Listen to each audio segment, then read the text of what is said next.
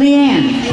Leanne Clemens is represents one of our Circles families, and one of the things with Circles, I don't know if you know anything about Circles, but it's an initiative that we work with moving families out of poverty. And Leanne, come here. One of the things that a lot of our families do is they share their story. So we've asked Leanne, because if there's anybody that's an expert, it's the people living in poverty. So we call them poverty experts. So Leanne's going to share her story.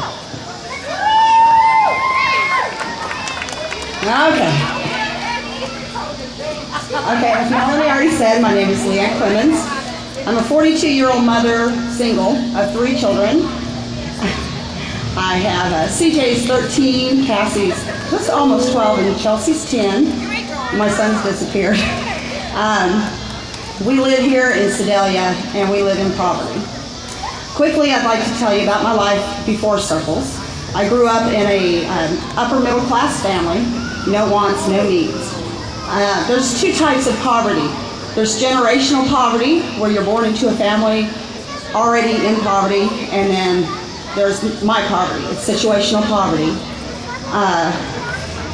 Situational poverty is due to divorce, death, job loss, things like that. 2004, the children's dad and I separated. At that time, I was a stay-at-home mom, and suddenly we had no income. I had no idea of the barriers the children and I would face. It wasn't long before bill collectors were pounding on the door and calling on the phone. Soon after, we lost our electricity and our water. I had to move my children to my mother's house to keep from losing them. My mother's house is small, and there wasn't much room there, so I stayed with friends, sometimes at my mom's, sometimes I slept in my van. My kids think I'm going to cry. And anyway, it took me 9 months to get a job. It was not for the lack of looking. But when I did get one, I was really excited. I thought, now I get to catch up my bills. We're going to move back into our house. And I was so wrong. We faced barriers.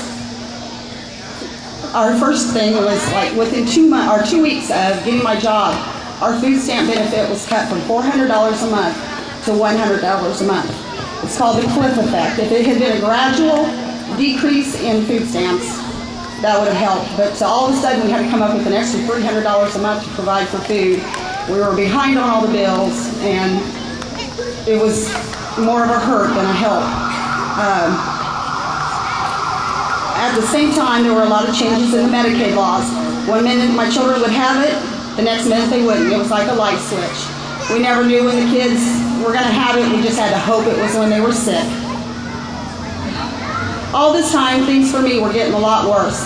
I was in denial about the bills. I believed that if I didn't open the mail or answer the phone, then the bills didn't exist. I was having a lot of trouble with depression. I was also in denial about that. One of my children's counselors suggested that I go to University of Behavioral, which is now Burrell Behavioral, here in Sedalia. In January 2005, I was diagnosed with major depression recurrence. Things weren't better right away, though. I had some serious medical problems, and the medication for my depression wasn't working. My daughter's counselor suggested that I check into Circles. It was new to Pettis County, and she really didn't know much about it, but she thought I should call. I couldn't see a light at the end of the tunnel, and I had an attitude of what can they do for me, but I called anyway. July 2nd, 2005 was my first Circles meeting, and I knew from that moment that Circles was going to become something very special in our lives. My medication for my depression was changed, but not before I lost my job. It took me 4 months to get another one. I had hoped to eventually get my family back into our house, but we lost that too. And if it hadn't been for Circles, I don't know if I would have made it through some extremely tough times. But now, with Circles, I was starting to see a light at the end of the tunnel. It was an extremely dim light, but I was starting to see a light. Circles has taught me many things. I have a totally different way of looking at life now. Barriers are not something that I struggle to fight and climb over. I just need to look at things differently and use what I have learned from Circles to simply go around the barriers. I have learned about resources in this community that I never knew existed. Circles is not a handout, it's a hand up. And everyone in Circles are not just my friends, they are my family. Now, our family today. My children and I have had the same house for the last year and a half. I pay the rent entirely by myself with no state aid. Next month I will own my van. I'm really excited about it. My kids still receive Medicaid because my job does not offer insurance. I do not qualify for Medicaid. Our food stamps are still around $100 a month, and I've been off my medication for depression for 7 months, and I'm doing very well. If it should ever return, though, I know where to get help. I'm proud to say that I'm a strong member of my community, and here I'm going to brag just a little bit. I have spoke in front of Congressman Ike Skelton, and I attend Legislative Day in Jeff City every year where I speak to our state representatives. I have spoken at a Past Poverty Walk rally and at Circles immersion trainings. I have also traveled to Iowa to speak to several groups there. I have completed Step Up to Leadership classes and Training the Trainer classes led by Phil Duvall. In April 2008, I attended the Poverty to Prosperity Summit in Marshall, Missouri. Part of my story has been documented in the book, Until It's Gone, Ending Poverty in Our Nation in Our Lifetime, written by Scott C. Miller, co-founder of Move the Mountain. I also have an interview on the Move the Mountain website. One of my Circles allies is responsible for getting my children and I active in church again. I have also completed classes in the Sedalia Citizens Police Academy and participated in poverty simulations. The thing that I am most proud of, though, is that I am now serving on the guiding coalition to end poverty throughout the United States. It can be done, and if I don't fight to end poverty, I can never expect to get out of it. I didn't get into poverty overnight, and I don't expect to get out of it overnight either. Now I take more steps forward and fewer steps back. And thanks to Circles, I know how to deal with the steps back.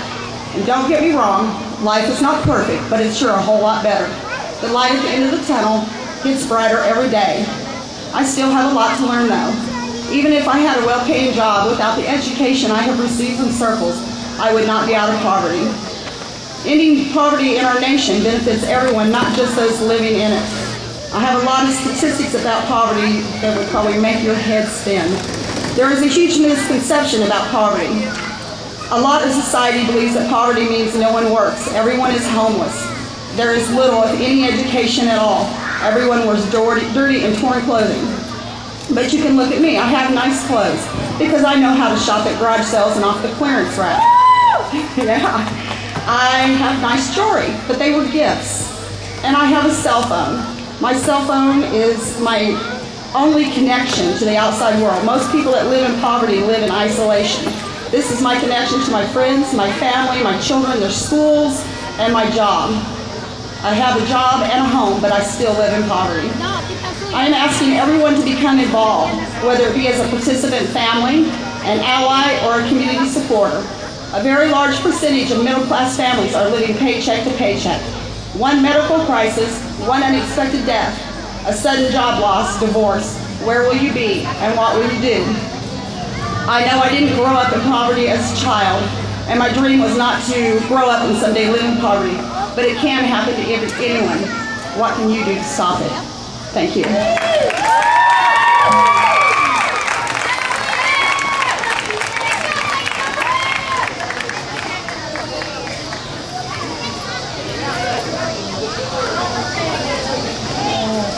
Thank you, Leanne. Now we'd like for you to get just a little bit closer, because for the next, let's say 5, 6, 7 minutes, we're going to be drawing numbers, and those numbers are on the tickets that you have in your possession. We have bags for children, and we have bags for adults. And if you see Miss Tina answering the phone, it's because the Cobras from Kansas City are on their way, and they're calling me to tell me where they are, so as they get closer, I'll know.